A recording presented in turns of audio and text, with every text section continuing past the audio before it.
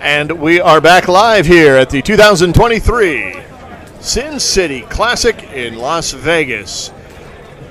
Bringing you the play-by-play and the color commentary is the voice of gay softball, Rich Siegel, and the doctor himself, Dr. Joel Tramley. They're going to bring you the highlights of the game. The matchup today is the San Francisco Impact. They're in the blue and red against the Phoenix Vintage. They're in the blue and blue.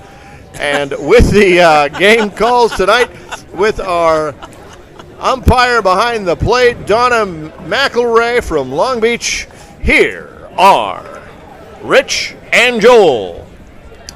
Good morning to all of you in the Central and Mountain time zones, and good afternoon if you're in the Central and Eastern time zone watching us. We have another Masters C game. This is the day that the Masters division competes in the Sin City Classic, and as Roman said, this is a game between the San Francisco Impact and the Phoenix Vintage. We're glad that you're with us. Joel, good morning to you. Good morning to you. We are here on Field 12 at Sunset Park, and if I'm reading the brackets right from the app that we're using for the tournament, this should be the Masters C 4th and 5th place teams playing each other. Paula, is that correct? That is correct. That is Naga Hall of Famer Paula Klein, otherwise known as PC, to just about everybody else, and we do mean everybody. And to tell you a little bit about it, so for Masters C, Masters Division means that these folks are all at or past the 21st anniversary of their 29th birthday.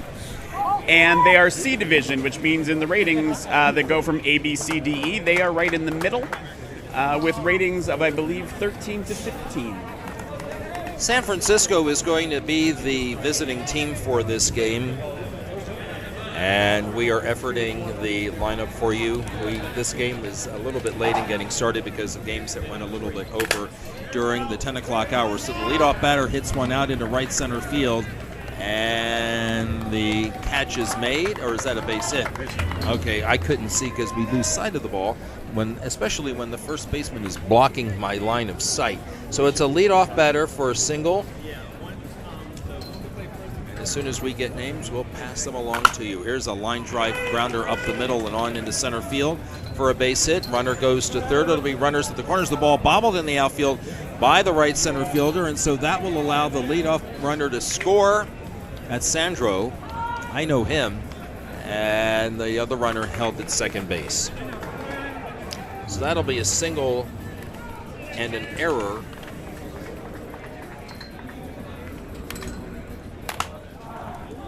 And the next batter hits one out into left center field for a base hit. Runner comes around third. He will stop as the ball comes quickly back in the infield. So it's runners at the corners now with nobody out. If this is your first broadcast with us today, this is softball, and in this league, the batters start with a 1-1 count. And the pitch has to be above 6 feet with arc, but below 12 feet in the umpire's judgment. That one hit the plate, so that's going to be a ball.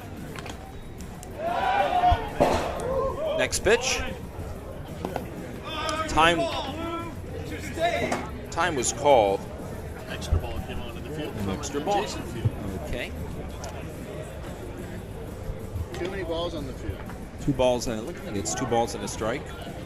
So the first pitch did count. All right. The next one. There's a fly ball hit out into right field. It's got carry, and it's over the right fielder's attempt. A run will score, and the other runner goes to third. It'll be second and third on an RBI double.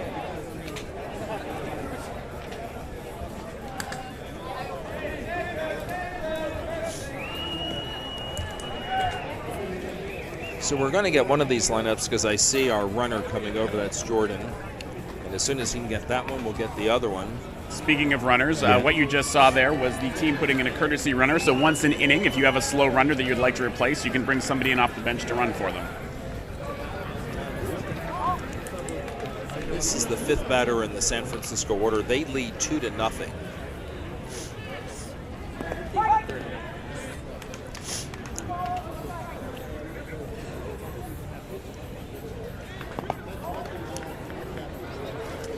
And if I'm reading this right, then this is Joe Jaquez. This is the 5th batter in the order, and he hits one out into left field for a base hit, and 2 runs will score. And just like that, it's 4-0.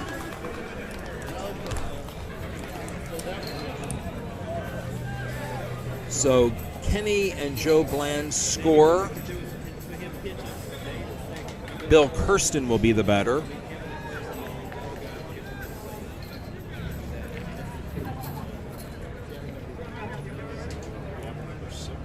We are on batter number 6. Runner is at first base and nobody out, and the first pitch to Bill Kirsten is a ball. I'll let you have this. I'll take my cough drops. There's a strike called. The count is 2 balls and 2 strikes.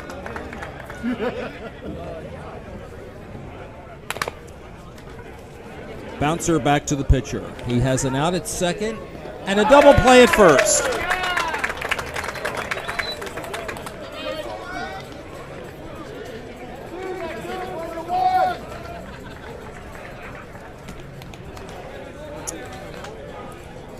So Bill Kirsten, the pitcher, hits into a double play. Mike Grant will be the batter. He wears number 24, and he bats with nobody on and 2 out. 4 have scored in the inning. First pitch is high and outside, ball 2. And the next one is grounded to the second baseman, and that's the inning. 4-3 on the putout. First 4 batters got on. First 5 batters got on.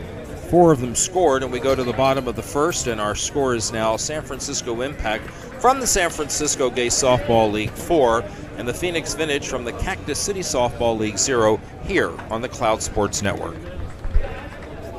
So part of the reason this got a little bit hectic for everyone is this is the first game of the tournament play, and so after the pool play, they need to put the seedings in, make sure they have that correct, and then get the teams to the right field. So the teams were getting in, and we just needed to get their lineups going. We have it for the Impact now, and we should have the Vintage soon.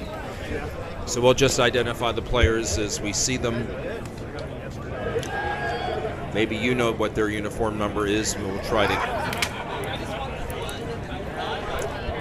We know. I'm sorry, go ahead. No, I was just going to say, if you're out there in Facebook or YouTube land and you do happen to know, well, then by all means, type their names in the chat and let us know as we are going along. One of the differences between live tournament ball and what you might find when you're watching ESPN or something is they know these lineups several hours in advance, and so they can create an entire graphics package. The managers in tournaments often don't know who they're batting or who they're playing until about 30 seconds before the game starts, if then. So Naveau will lead off. Phoenix has given us the advantage of seeing the names on the back of their jerseys, so we'll identify it that way, and the first pitch was a ball. It's San Francisco 4, Phoenix nothing early on, and that pitch is a ball. 3 balls and 1 strike.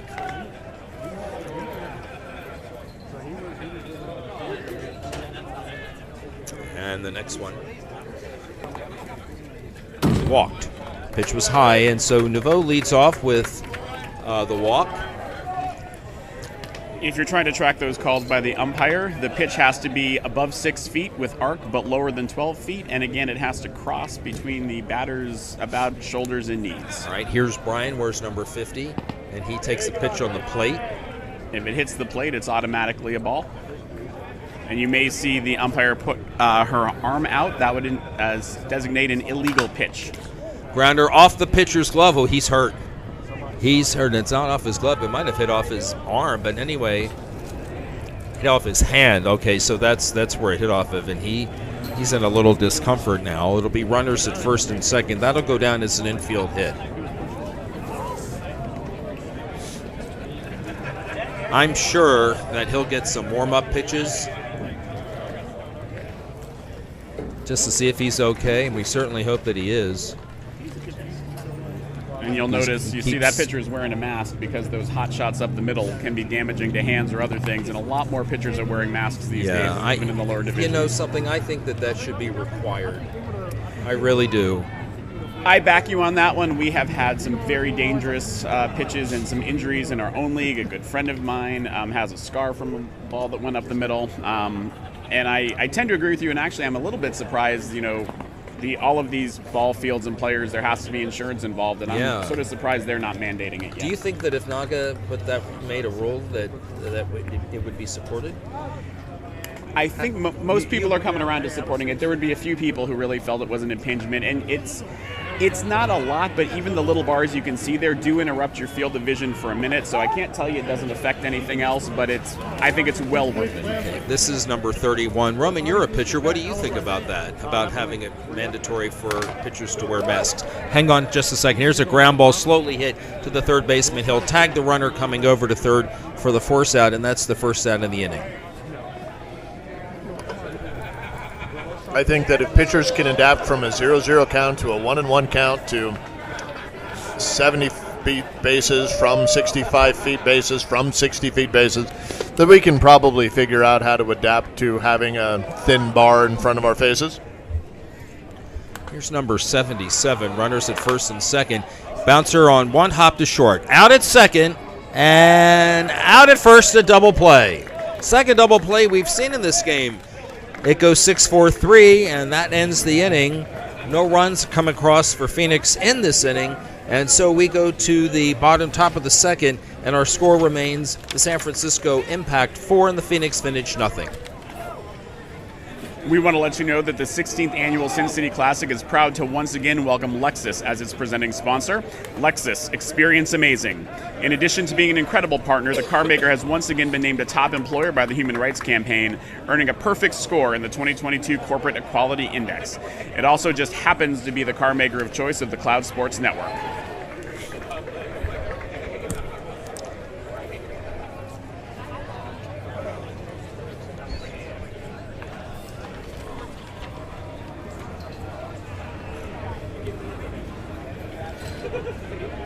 All right, we go to the top of the second inning here in Las Vegas at Sunset Park, Field 12. San Francisco out to the early 4-0 lead. And number 15 for San Francisco will be the leadoff batter. He is the 8th batter in their lineup. He swings at the first pitch and lifts one in the air, shallow right field. It's trouble, and the ball drops in for a hit. And so he makes it into second base with a double. A little bit of laughing. We can hear the coach from the San Francisco team over here saying that his player could have kept running, maybe could have gotten over to third, and they're putting in that courtesy runner for him. I believe the phrase was, "Oh, you hit a good one, honey. Keep running." That was Hector Medina. He leads off with that double, and that'll bring up Steve Wanzi. And he hits one out in the air to right center field, and that ball falls in for a hit. Courtesy runner heads to third. It's runners at first and third, and nobody out.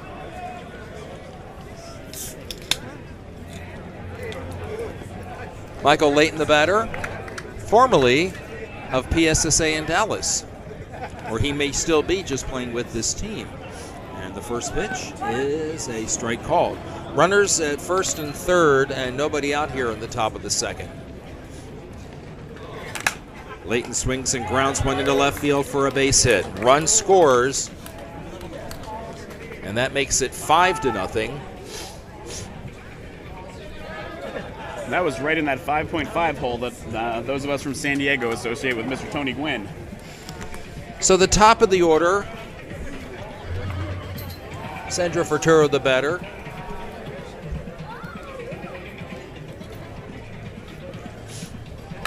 And there's a grounder to third. Third baseman tags the base for an out and throws to second for a double play.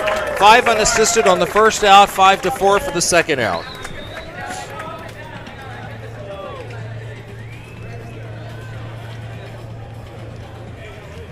So nobody on, and 2 out.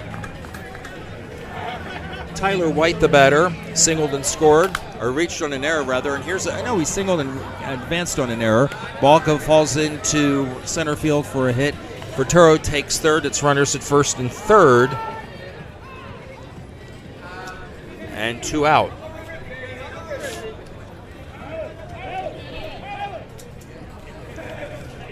Here's Kenny.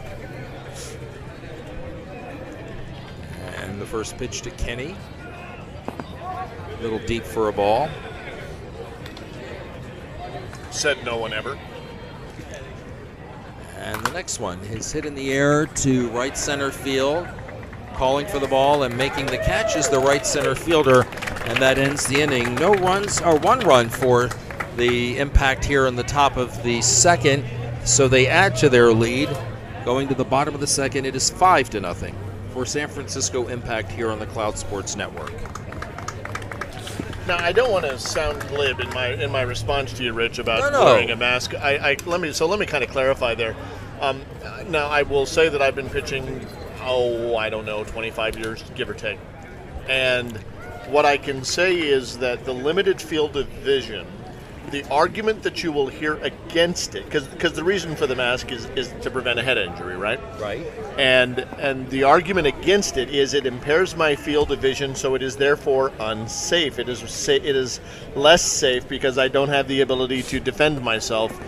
But that is an apocryphal argument, because if you can't see where the ball is coming, it's at that point anyway, because it's still a reflexive motion. It's still a reflexive movement. So if that ball is going to hit you, you know effectively where it's going to be. You don't need your eyes to be able to determine that it's going to hit you in the knee or it's going to hit you in the chest. That's what your glove is for. It's the inability to stop it when it gets hit in that area. First pitch swinging is James Cain, and he lines one into right field for a base hit. So the arguments are going to be, that's what the arguments are going to be, and I'm here to tell you they are wrong. They are wrong arguments. I don't like wearing a mask. I don't. You don't. I don't like it. Okay. But the argument against it is foolish and it is stupid. I tend to agree with you, Roman. I think, what happens if you get hit in the knee is often a lot less damaging in the end than what happens if you could get hit in the head. And I would take those swaps. 100%. Terry Eddick, the batter, and he swings and hits one in the air to center field. Left center fielder giving chase, but it's over his head and it'll go all the way to the fence. Cain will easily score as he comes around third, and Terry Eddick on into third base with a triple, and the first run of the ball game scores for Phoenix.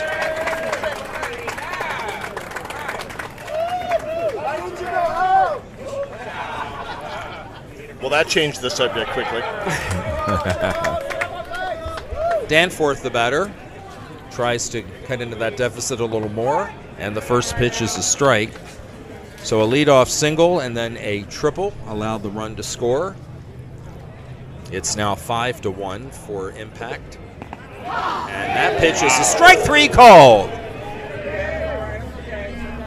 And I'm going to tell you, the batter does not look happy, but from not our agree with vantage point, that. which is behind and down the first base line, that was a nice pitch over the outside corner. All it has to do is catch any part of that plate, and I think it did. Here's Mooney. There's a bouncer to third on 2 hops. The runner at third will hold. The play is to first. The throw is wide, but it's fielded by the first baseman, and he tags the base runner for out number 2. If you're wondering about field conditions here this morning or afternoon if you're towards the East Coast, it is a little bit brisk in the 50s, a little bit of cloud cover, but there is some sun getting into right field. I just saw the bat that was swung on that last at bat. It was one of those Worth bats, those 2-piece things. Kozla hits one right off the third baseman's glove. It goes on into left field for a hit. And a run scored as Eddick comes around third to score the second run of the game for Phoenix, and so they now trail 5-2. If there was a master's classification for bats, that Worth bat would fit in there. And here's Buchert, and he hits one in the air to shallow right field. Coming on as the right fielder, it'll drop in for a hit On the play, Kozla will go to third. The ball is bobbled in the infield, but not far enough for Kozla to score, so it's first and third with 2 out. I think my favorite thing about bats in Naga tournaments remains that you have to be on the approved list, but not on the unapproved list. We just can't get one list. Because they keep making new bats. This is it should be the leadoff batter, Naveau. Naveau walked in the first inning. And the first pitch coming is a little bit low and short for a ball. So if this is the leadoff hitter again, it looks like both teams are batting 10 players. If you watched our earlier broadcast before the tournament started, they were often batting 12, which is just sort of a way to get more players in. But often in the tournament, you bat the minimum 10 that you can unless you have somebody who is an incredibly good batter who just can't play the field. And he walks again. He's been up twice, and he has reached twice on the walk. What in the name of Ricky Henderson is going on around here? So the bases are loaded with 2 out. Here is Bartlett, the pitcher. He singled his first time up. And this is C, so they are allowed to have home runs, and if this batter can do it, it would be a good time. And that pitch is a ball. That's 4 in a row out of the strike zone. So if the bases are full of vintage, is it an antique show? But There's a bouncer on one hop to the shortstop. Will make the easy play to third base, and that is the inning. The force out goes 6-5 to Forrest Buchert, and that ends the inning here in the bottom of the second. However, Phoenix does score twice to cut into the lead, and we go to the third inning. The score is now the San Francisco Impact 5 and the Phoenix Vintage 2 here on the Cloud Sports Network. And we mentioned it's a little brisk out here. That can be helped by one of our other sponsors, which is Tito's Handmade Vodka. Once again, the official vodka of the 60th Annual Sin City Classic. Tito's is unflavored and distilled in old-fashioned copper pot stills. And because it's made from corn, Tito's is certified gluten-free. Drink some Tito's today. After all, dry January is overrated.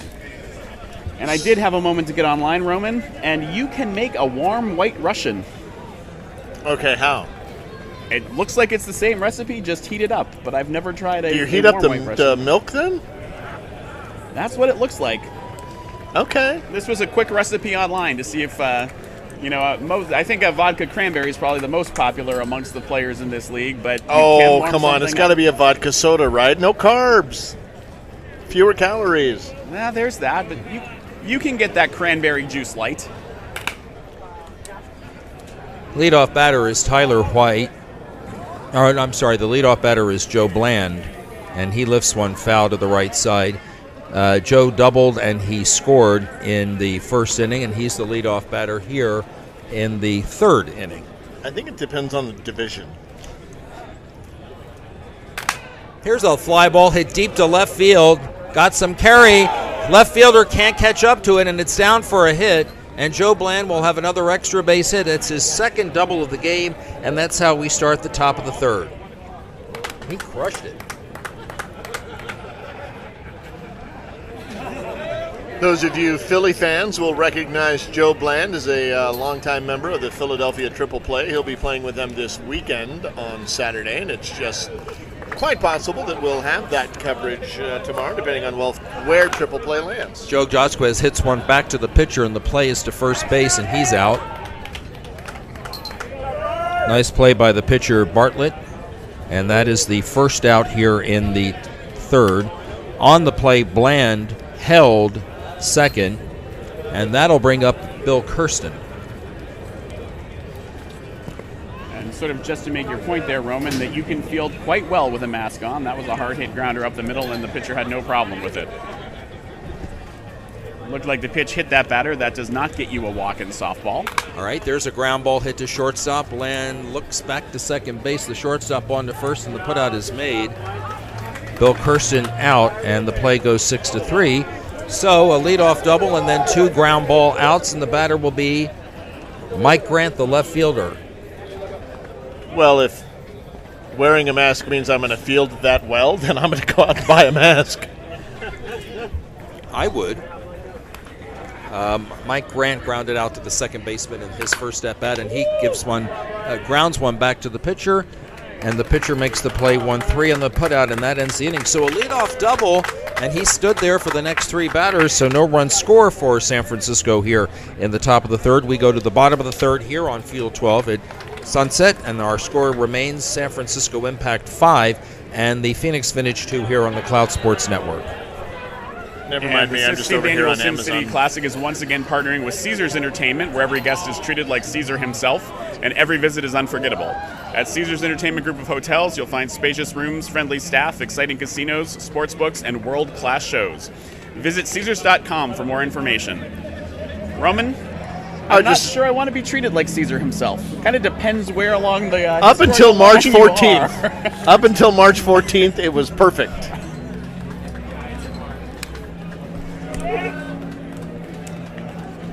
Right up until then, you're good. But really, we're here to bury him, not to praise him.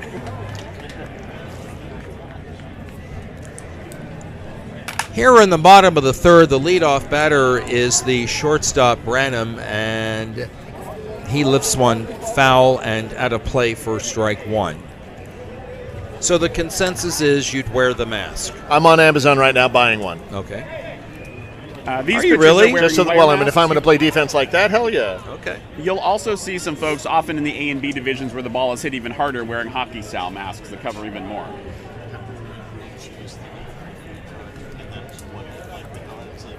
And the next one is outside. Yes.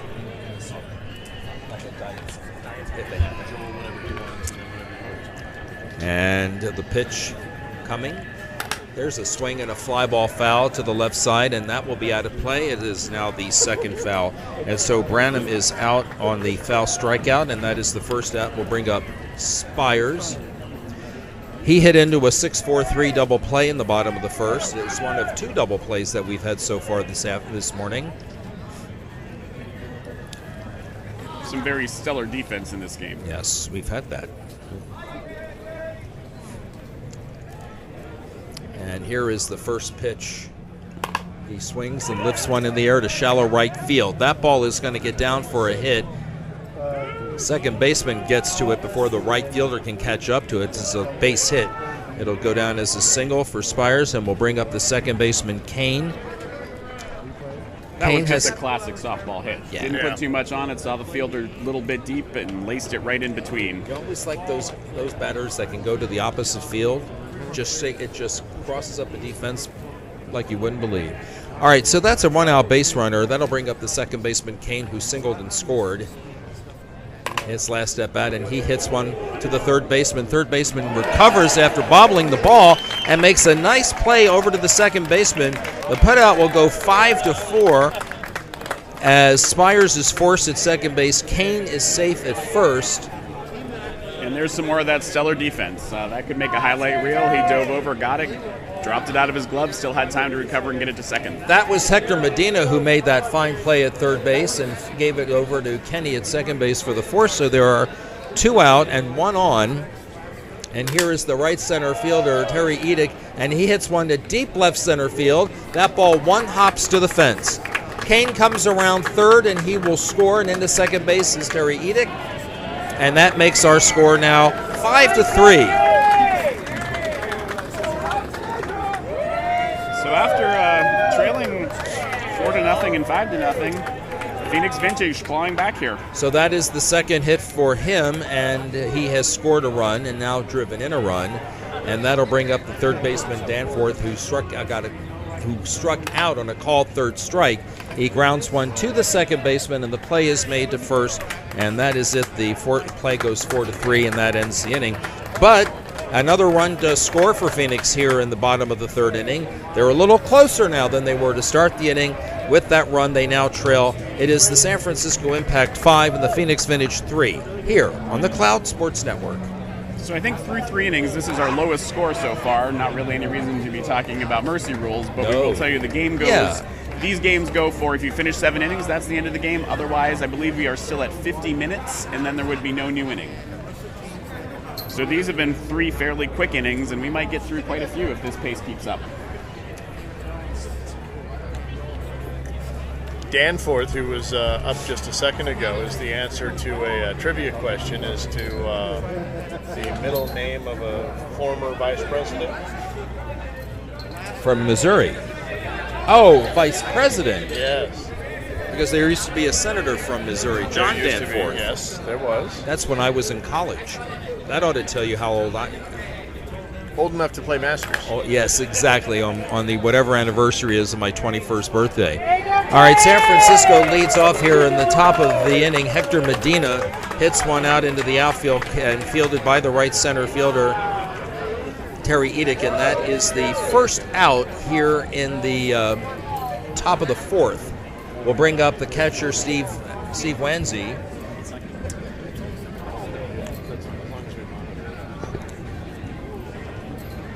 So, Roman, you had mentioned one of the Worth bats. I think a lot of these bats that are the blue and red are the World Series official bats from Monsta. There's a line drive in the left center field that is down for a base hit.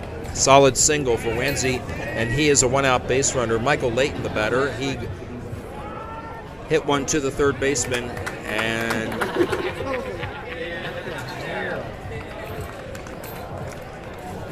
is 0 for 1. There'll be a courtesy runner for Wanzi.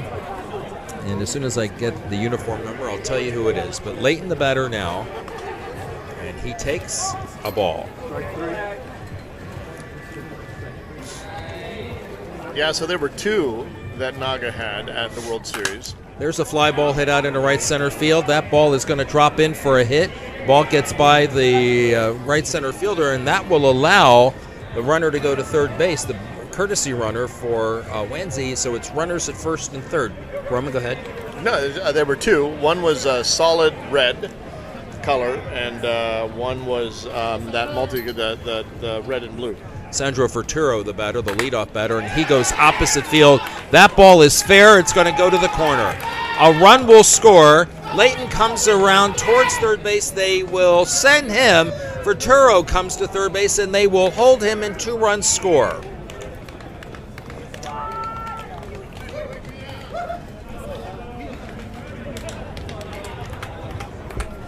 It's a 2-run triple for Sandro. And so San Francisco adds to the lead with those 2 runs. It's 7-3. And here is Tyler White, and he lets one out into right field. The catch is made. Sacrifice fly RBI as Sandro scores, and that's the 3rd run in the inning. And it is now 8-3. Don't know if he was just trying to get a base hit or if that was planned, but this game is tight enough. Not a bad idea to get that sacrifice and get that run home. Here's the second baseman, Kenny, and he lifts one into left field for a base hit. It's 2-out single.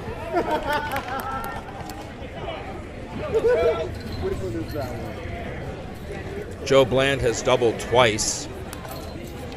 He has scored 1. He has driven in 2. This is a big hitter here. Oh, yeah. Here's a ground ball underneath the dive of the third baseman on into left field for a base hit. On the play, Kenny will head into third base. It's 1st and 3rd now with 2 out. As Joe Bland is 3 for 3, doing exactly what a cleanup batter should do. All we know is that the only name they gave us was Kenny. We don't know if he doesn't have a last name, doesn't want us to know his last name, or if he's an icon, a la Cher or Madonna. Or Moy. And at the moment, no one's killed him.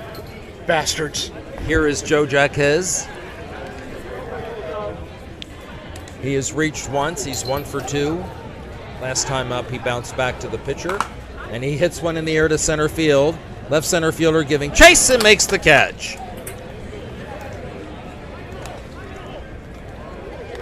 South Park and Comedy Central, if you're out there, we're always looking for new sponsors. 3 runs scored, though, here on the top of the 4th inning. They'll leave runners at 1st and 3rd, but that was a well-hit ball by Jaquez, and a nice running play by the left center fielder, Kozla, and that ends the inning. Again, 3 runs. It's now 8-3. San Francisco Impact over the Phoenix Vintage as we go to the bottom of the 4th on the Cloud Sports Network. We talked a little bit about the sacrifice. 8-3 is a close softball game, particularly in the C division. These things can turn around quickly. It's pretty common actually to score 5 or 6 runs in an inning, so this game is far from over. Bill Kirsten, the San Francisco pitcher, waiting for the bottom 3 in the batting order for Phoenix. And that means that the first batter will be Mooney. He grounded to the third baseman in the second inning. He is 0 for 1. And the first pitch to him is hit in the air in foul territory down the third base line, giving chase. But the ball is a little bit too far away for anybody to make the play, so it goes as a strike. 1 ball, 2 strikes.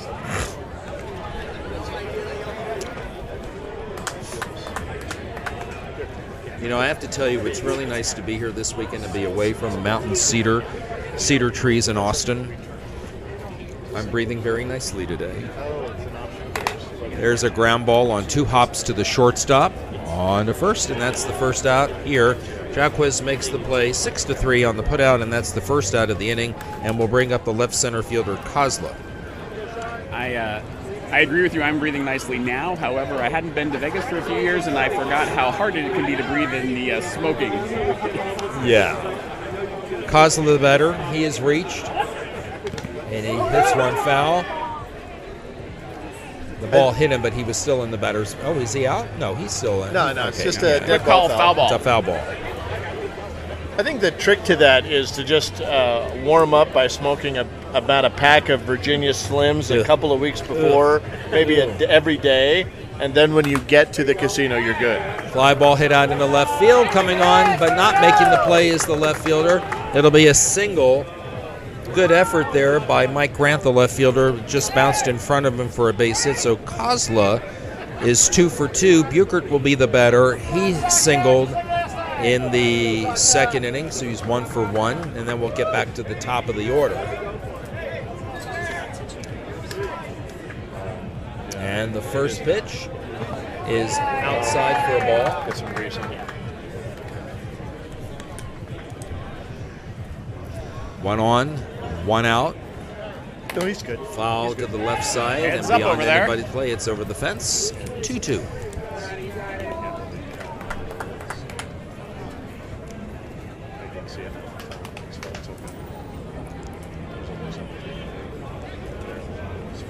And the next one, swung on and fouled, and he's out.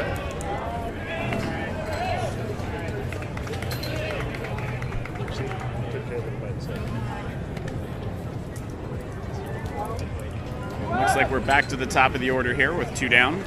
So that is Naveau. He has walked twice. So that means he's officially 0 for 0, but with an on-base percentage of 1,000. And he lifts one in the infield to the third baseman. The ball drops, and so it'll go as a single. And somewhere a player is saying, "Thank you, softball fairies." On the play, Kozla went to second. Joel, on that one, I suspect Nargles. And that'll bring up the pitcher, Bartlett, and he takes the strike. Bartlett has singled, and he has grounded to the shortstop. And the next one. Swung on and grounded to the left of the shortstop and on into left center field for a base hit. Kozla comes around third. He will score. Naveau to third base is in. So another run for Phoenix on an RBI single by the pitcher, helping his own cause. That's Bartlett. And it's now runners at first and third with 1 run in. Runners at the corners with 2 outs. And the score is now 8-4 for San Francisco. And that'll bring up Branham, the shortstop, who has hit into a fielder's choice and fouled out. And he takes the first pitch for a ball. And that one was illegally high. You saw the umpire's left arm go out in a horizontal motion. That's the signal for illegal. And the next one. He swings and grounds one to the third baseman. He lets the ball hit him in the chest so it doesn't get beyond him, and then he throws out Bartlett at second base, and that ends the inning. The putout will go 5-4, and that ends the inning. So 1 run for Phoenix here in the bottom of the 4th. We go to the top of the 5th. Our new score, San Francisco Impact 8, Phoenix Vintage 4 here on the Cloud Sports Network. And Rich, I'm going to take another moment to inject another one of our sponsors. Vive Healthcare is a proud partner of the 16th Annual Sin City Classic and a gold-level sponsor. Vive Healthcare is committed to delivering innovative new medicines for the care and treatment of people living with HIV. At ViiV, their mission is to leave no one behind. Find out more at ViiVHealthcare.com. That's ViiVHealthcare.com. I don't know how to do that in sign language, do you? That's right, yes. Thank you. All right, we'll go here to the top of the fifth. The pitcher, Bill Kirsten, will lead off. I don't know what you just did. You were doing sign of something? Oh, okay. And Rich, I did hear Yes? a beeper go off, but it was not ours. That Okay. was from a different game again.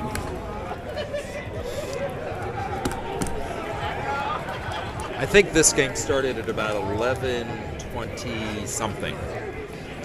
Anyway, Bill Kirsten will lead off. He has hit into a double play and grounded to the shortstop. And he hits one in the air to right field. Coming on is the right fielder to make the catch. That's out number one. Mike Grant has grounded to the second baseman, and he has also hit back to the pitcher. And so he is 0 for 2. And he goes after the first one and lines one into right center field. The ball gets beyond the right center fielder, Edick, and will go a few feet to his left. So it will be a single for Grant. One out base runner, and the batter is Hector Medina, who has singled and scored and hit a fly ball to right center field. Southpaw batter batting from the left side. And he takes the first pitch for a ball. A little too high and a little too deep on that one. Good no swing. And that one is hit in the air to right center field. That ball's got some carry. Left center fielder over in front of the center field fence makes the catch. So that is the second out in the inning. On the play, Grant tagging up because the ball was hit so deep, and he was able not only to make it to second base, but to third base. And that'll bring up the catcher, Steve Wanzi, who has reached on a force out and singled, and his position did score a run. He was pinch run for earlier in that inning, and so he has officially got a run scored. And the score is now 8-4, and the first pitch is a ball as it was a little bit too low. Next one. Line drive into left center field for a base hit. So that brace bunting by Mike Grant makes it an easy run for him to score.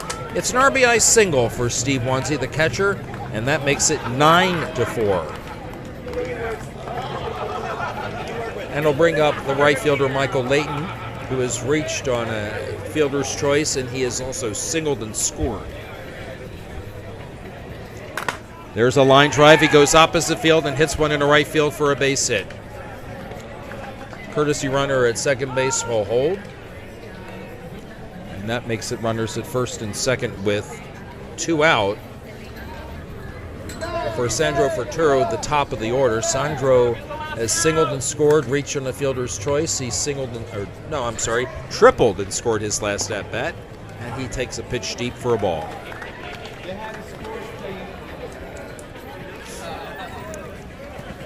Ball inside. 3 balls at a strike. Tyler White is on deck, and Sandro takes a walk. So he has reached for the third time. And that's going to load the bases with 2 down. That's exactly right. And so here's the next one to Tyler White. Hits one high and deep to left field. That ball's got some carry, and that ball one hops to the fence. At least 2 runs will score. 3 runs will score. It'll be a bases clearing triple for Tyler White.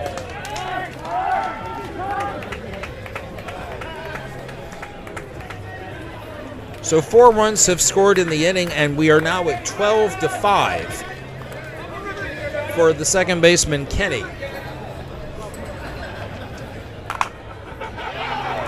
12-4. There's a line drive into left field for a hit. Thank you. Tyler White scores the 5th run in the inning. 13-4 for Joe Bland, who has reached on 2 doubles and a single. illegal pitch was too low, 3 balls and 1 strike. So if the Impact can get one more in, we could be in potential run rule territory. And Joe Bland is on for the 4th time, this time drawing a walk. There'll be a courtesy runner for Joe Bland. And after 2 fairly quick outs, the Impact came back with a 2-out rally and have scored 5. Okay, I cannot tell you who the pinch runners are because we don't have numbers for them. So there is a runner at first for Joe Bland. Kenny is at second base, first and second with 2 out. Joe Jaquez, the batter, and he hits a ground ball to the shortstop, backhanded and on to third for the force out, and that will end the inning. But 5 more runs score for the Impact here in the top of the 5th inning, 5 in the 5th. And as we go to the bottom of the 5th, our new score is the San Francisco Impact 13 and the Phoenix Vintage 4 here on the Cloud Sports Network.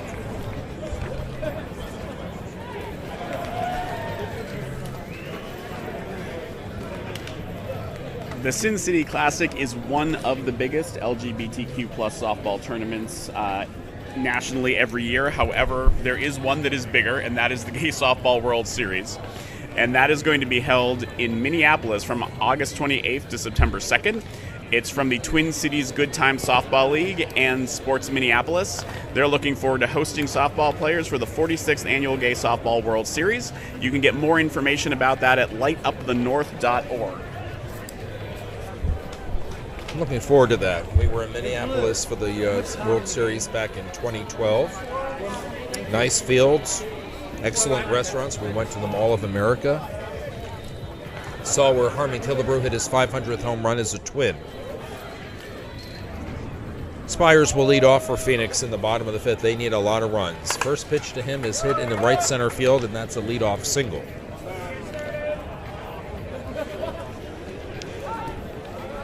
So with Impact only up 9, we're not in run rule territory yet, so there will be another inning if there is time on the clock.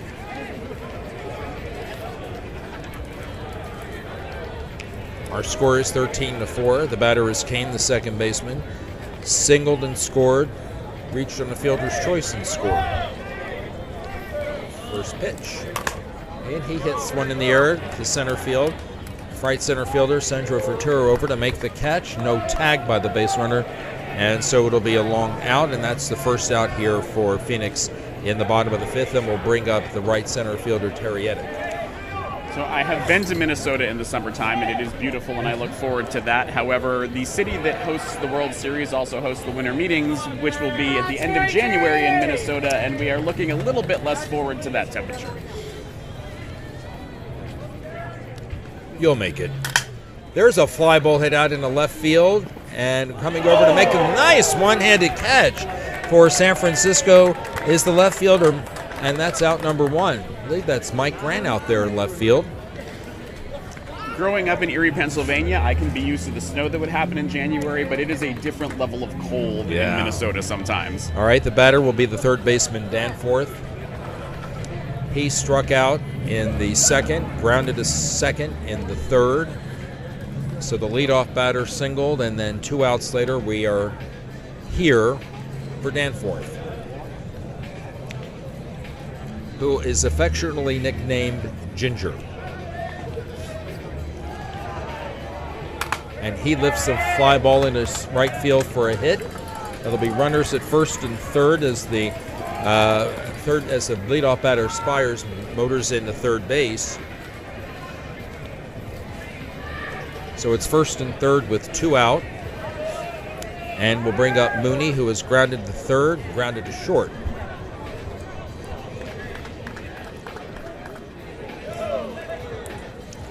We are in the bottom of the 5th. San Francisco is adjusting its outfield, moving Sandro Ferturo from right center field to just a little bit beyond the shortstop. And the first pitch is a ball.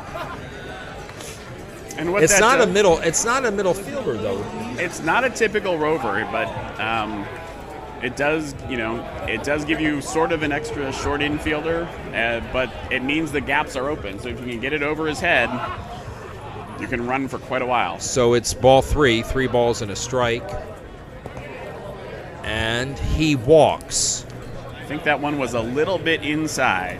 So he heads to first. Danforth goes to second. Well, Danforth is being run for.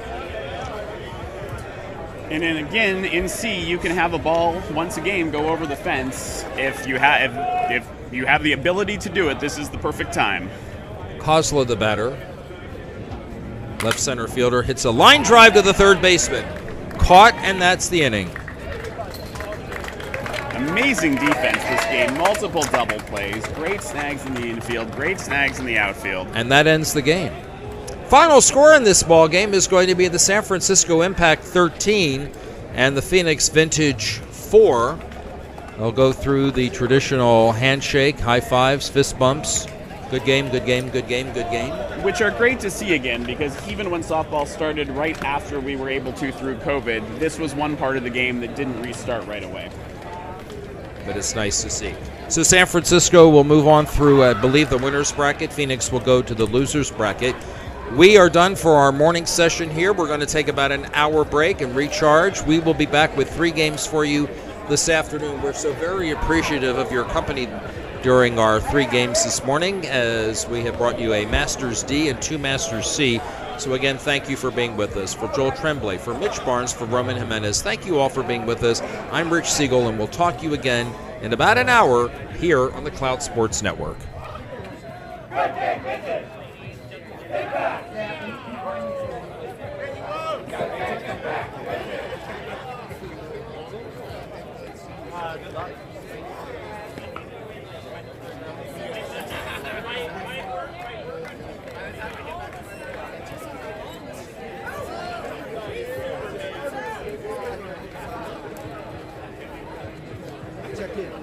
I'm just asking.